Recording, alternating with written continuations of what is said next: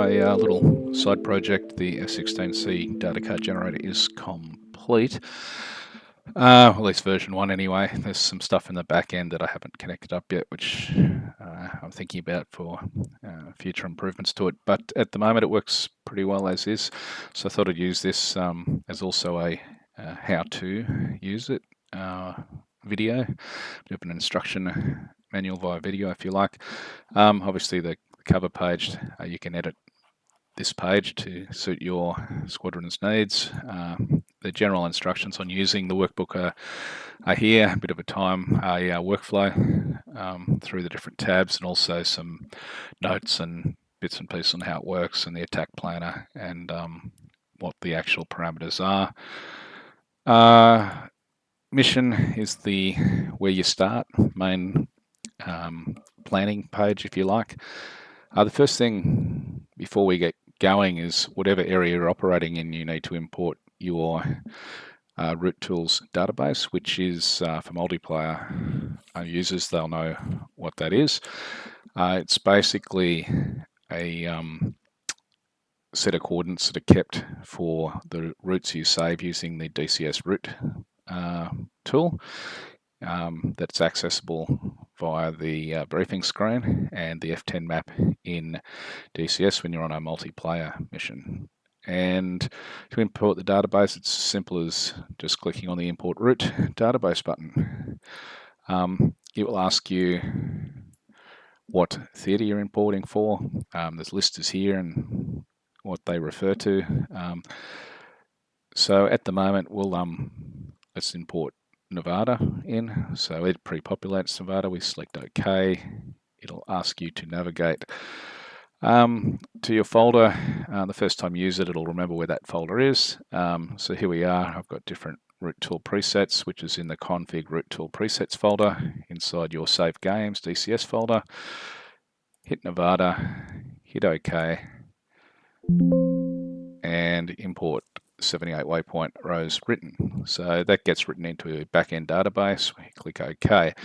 So the tool's now set up to use for Nevada, and we can begin. Bit of an overview in the fuel planner here. We have ingress 1 and 2. This is if you don't want to use a selected route and you know your distances, and you can pick a profile, so high, low, low, high profile or something like that.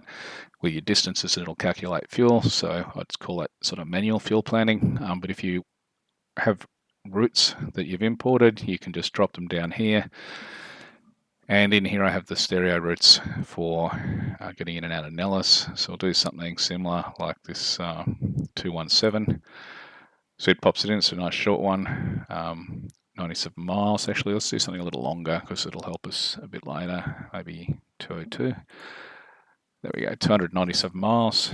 And then we can select a profile. So we're going to do an air-to-air mission. So this is set at 20.70. Now all these profiles in the drop down here come from the optimum flight profiles from the F-16 performance manual. And obviously, you may end up flying faster than this and you're going to use more fuel. But if you fly optimum in and out to the target or to your cap area, these are pretty accurate. So let's make it 0.72, 25k. You can see it recalculating the fuel based on that distance from the route that it's gathered.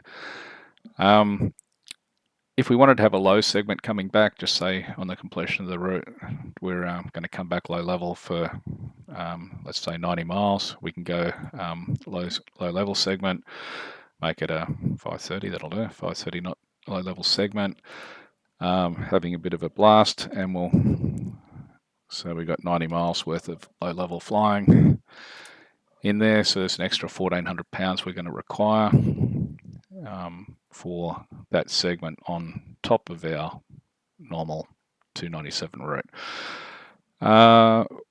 Loiter hold, if we're planning on spending some time in the cap area, we can select destination hold, which are lower fuel burns based on the reduced weight that you'd be back at your destination airport. And then we've got these loiter fuel. So we're going to be doing a cap loiter at 25,000, and we're going to want to stay up there for 30 minutes. and that adds to our fuel bucket another 2,000 pounds. And you can see in orange here we've got a couple of things. The minimum set fuel is above our ramp fuel, and that's saying we're going to require an AAR offload of about 1934 pounds. Confirm we're going to do that, or we can solve it by the configuration on the aircraft. So we'll come back to that, but we'll let that sit there, and we know that we can't go without external tanks on our stores. So in here, we drop down to our loading, and the aircraft basic weight is adjustable, but 19,899 is the DCS basic weight, and the rest of the calculations are automatic. Internal fuel, we can configure that down there. You can see the AAR requirement dropping. If I drop the internal fuel, we didn't depart with full tanks, but we're going to go full tank. If we were using not one of these standard configurations, which we'll talk about in a second, we could use just put tanks on, so centerline tank, wing tanks, and it will add that fuel to our ramp fuel. So at the moment I've got use standard configuration, but we could go put a 300-gallon centerline tank on, and you can see that's fixed up instantly our air refueling issue or requirement for an AAR offload by jumping our ramp fuel up to 8913. So I can do that, or I can add wing tanks, but we're going to use a standard config here, which we'll talk about now. So standard configurations are another drop down here, and in here I have a set of standard configurations which are also available in the loading screen and the arming refueling screen in DCS. You can just drop these configurations down. Now I have another file that you can pop in your Save Games folder that will give you these configurations in your DCS drop-down arming refueling screen. Or if you don't want to use that, that's fine. You can just use a non-standard config, grab the stores weight out of your arming screen and pop that in there, and it has the same effect of increasing your gross weight to that stores. You can see the flight fuel, it's calculated for our flight of 6,027 pounds, and I'm in reserve. The standard reserve is 1320 back over the top, but if we wanted to come back with an alternate, for example, back at Nellis, we want to carry Creech, which is about 60 miles away, we can calculate that, and it comes up with the 1979, and then it's given us generating us the AAR offload again, and we can pick our configuration. So let's pick, we're going out 217s in the South Range, and we'll be going out just to do a practice air to ground set. So there's different ones here: air to air, air to ground, and training other. So basically these are 2 AIM-120 Bravos, 4 AIM-9 Mikes, wing tank, centerline tanks, and so on. And that's the configuration for it. But we're going air to ground, and we're going to take let's take some 4x Mark 82 Snake Eyes, wing tanks, and the targeting pod. So if we select that, it grabs that stores weight, which is in our database, and populates our new gross weight, adjusts our ramp fuel, gets rid of the AAR requirement because we've now got 12,195 pounds available in that configuration, and everything looks fine there. Now just say we wanted a massive, because we're going air to ground, a CAS loiter at 15,000. It burns more fuel. We'll just say we're going to jack that up to 50 minutes. We're starting to get up to this ramp fuel. Now, if it was a longer route and we required more fuel, then it's going to force us into AAR. So let's force it into AAR so we can see what that does to our minimum set requirements. So minimum set is the fuel once we get airborne that we need to set heading on and return with our reserves intact. So if we make that, let's make it 90 minutes. And basically our minimum set 14,286 is above our ramp fuel in that configuration. So we're going to do some air refueling, and it also will refuel and put your takeoff and acceleration to climb fuel back on. So we can either do one or two things. We can enter an AAR offload that we're going to do in here to fix it, or we can just confirm that amount by ticking the box. And if we do that, it fixes it and it gives us our minimum set there, based on picking up that fuel somewhere en route. So now we've got that set up. You can see we're quite heavy. At the moment, we're in the takeoff data section. The weights are automatically calculated, but the acceleration check is okay, and we can base that on a point on the runway. So there's 2 or 3, so 1,500 foot markers, 2,000 or 2,500 foot. So if we base it on 2,500 feet, at that point on the runway, if everything's going to plan for these takeoff conditions, the acceleration check of 131, that's our refusal speed that we can give it away and stop before the end of the runway, and our rotate speed. You can see refusal below rotate, and that's with a mil takeoff and using a takeoff pitch at 10. So if we change a couple of things here, let's say we're going to use a 8-degree takeoff pitch. You can see it changing your distance surplus, runway distance and surplus, and we grab the current conditions from Nellis. So at the moment, it's 29 degrees Celsius, and the altimeter is 290.96. Wind component, at the moment there's up to 5 knots tailwind on 03, which we're going to need to take off with those stores. The runway elevation is higher than that, so it's 1860 feet. And you can see we're running into a runway length issue. So it's flagged it and said that the runway is not long enough in that configuration with those conditions. RCR, it's a dry runway, so we'll leave 23. It's actually going to be 0.02 up, so it'll be 0.2. And we'll leave the acceleration check and we'll make it 2,000 feet. There we go. So you can see we've got a problem. So we're 927 feet short on runway required. So we can try fixing that by an AB takeoff, and it fixes it. We've still got a flag here for refusal speed, because what it's saying is your refusal is below your rotate speed. And so there's this bit between 159 and 167 that you won't be able to stop before the end of the runway, and you're not airborne yet. It's a long way with that 8-degree pitch on takeoff up to your 196. But that works, that's life. We'll accept that.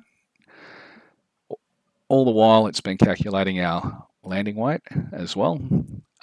So that's us coming back based on our min reserves here that we required, 1979. 11-degree approach type, or 13, depending which way you want to go. It's given us an approach speed of 142, a landing speed of 124.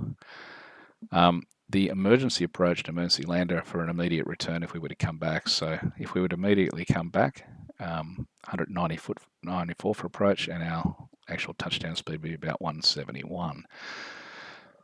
So now we've got all those figures all set and our mission plans done. We can export to route to the data card, and it's now gone. Now we're taking snake eyes here and we're planning on doing a pop-up attack, so we can go to the attack planner where we have the option to generate pop-up attack information or dive attack. In this case, we're going to use the pop-up attack one. The target elevation up at Dogbone is about 2860. We've got high drag weapons on, so let's just select that now, make them high drag, and will give us a minimum of 600 feet over the top of the target for our fragmentation.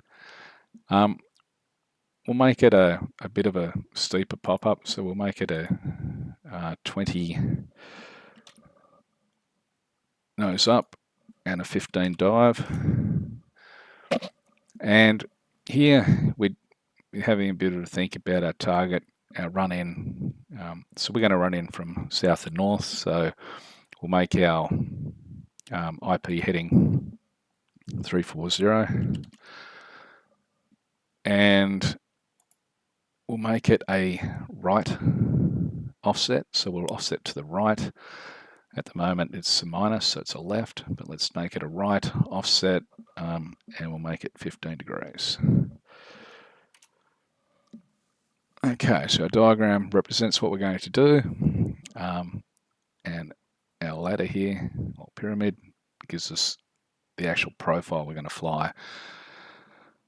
The IP altitude, we'll make it 300 feet, and 500 knots at the IP will work. MSL's good, recovery G5 is standard, and high drag is correct. So our pop-up is now planned for 20 degrees pop-up, 15 dive. So we'll start our roll-in at 5,700 feet AMSL. We should top out at 6,600 feet, 15 degree dive to the target, optimum release altitude of 4,150 feet, and our minimum over the target is 3,700 feet. From a profile point of view, 3,200 feet we should be running in at the IP, AMSL, and our action point here, we're going to turn 355 to the right off our IP heading of 340. We're looking for 500 knots, and then it should be that action point is 4.5 nautical miles to the target. We make our turn 2.3 miles to the target. We start our pop-up, passing 5,700 feet. We roll in and 15 degrees nose down, release at 4,150 and off the target.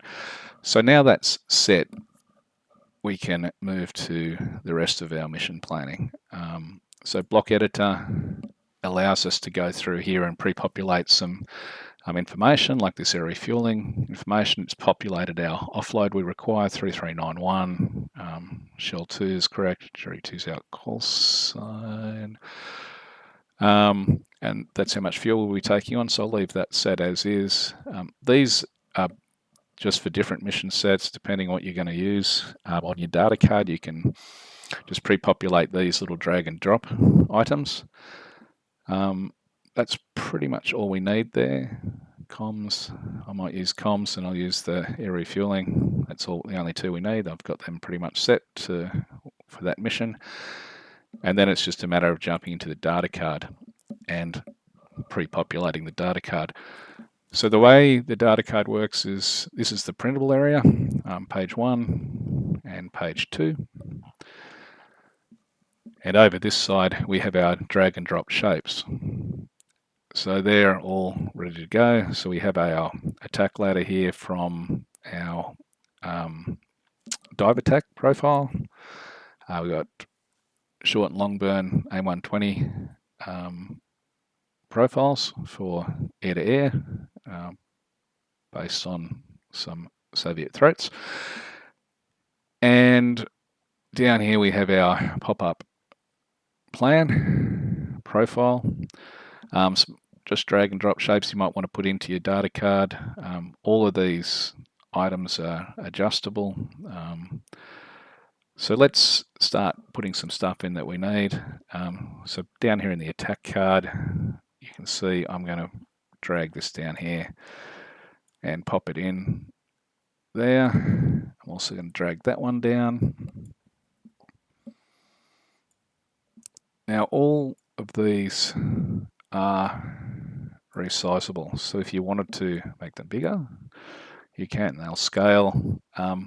and it's got the information that we created from our attack planner already populated in there, so you're just dropping them in. So there's for our pop-up attacks we're going to do, and we said we're going to have to do some air refueling, so we'll chuck that in as well, just so we got that information available. Configure it.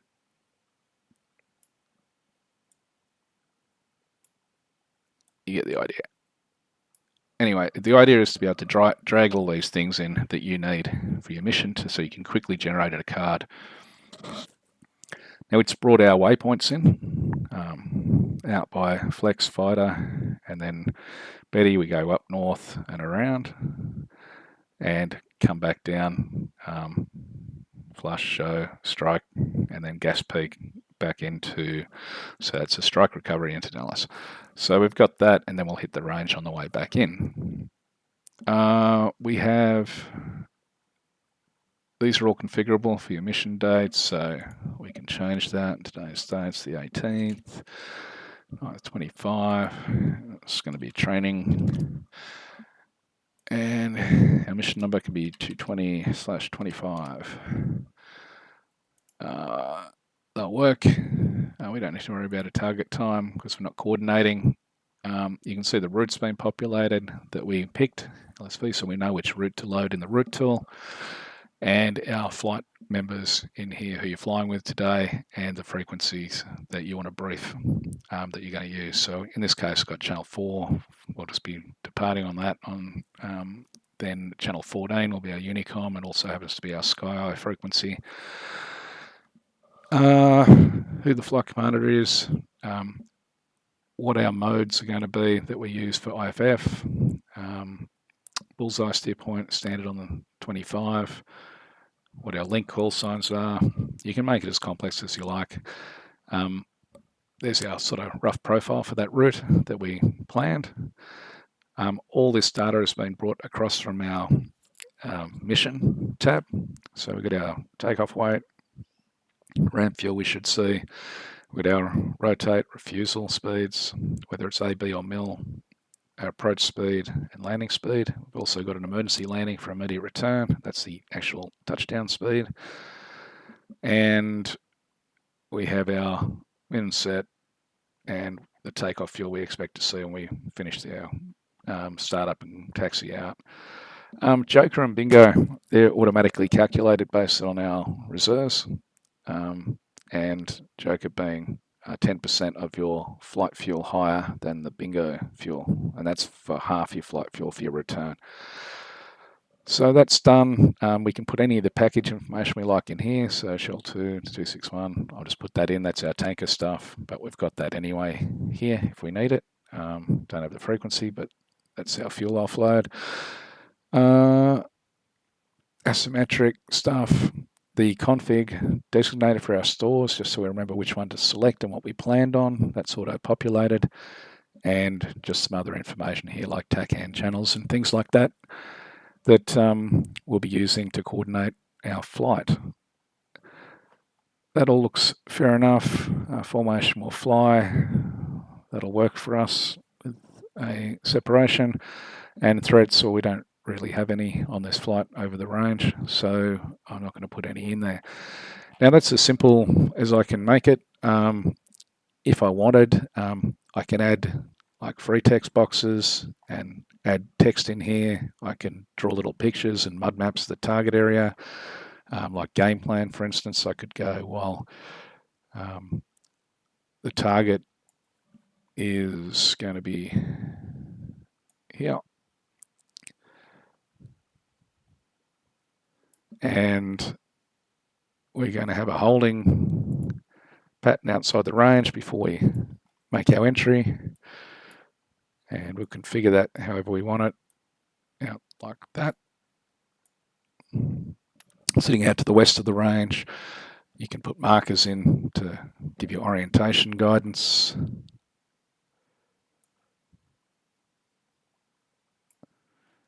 And put aircraft symbols, threat symbols.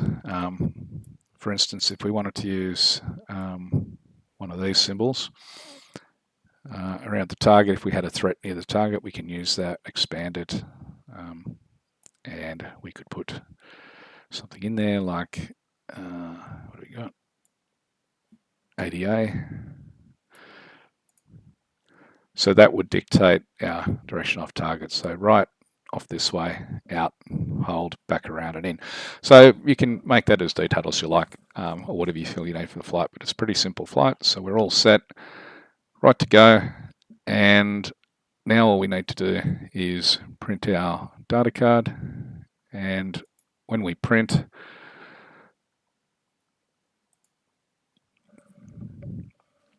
I just print to PDF, both pages. That's your printable area. And yes, you can see all our overlays and drag and drop items are in, and a matter of printing and then distributing it to your flight members. And you're done. So there's version 1 of the F-16 data card generator complete. Bottom at the end of the video, there's a link to both the actual data card generator Excel file and also a small Lua file that you can replace your configurations with, and it'll just add those into your drop-down menu in DCS with instructions on how to do it there. Now, a note on this workbook, it uses macros, it uses VBA, so Visual Basic for applications. There's quite significant chunks of code in here that do some of the things. So yeah, it's macro enabled, and you'll get a security warning when you go to run it. If you want to run it, that's fine. I can assure you there's nothing nefarious in here. It's just a straight Excel workbook that hooks back into a couple of files and bits and pieces, and some pretty simple mass VBA code. But if you don't want to run it, that's cool. You don't have to. But anyway, I'm sharing it because I use it. Hope you enjoy it. Hope you find it worthwhile. Thanks for watching.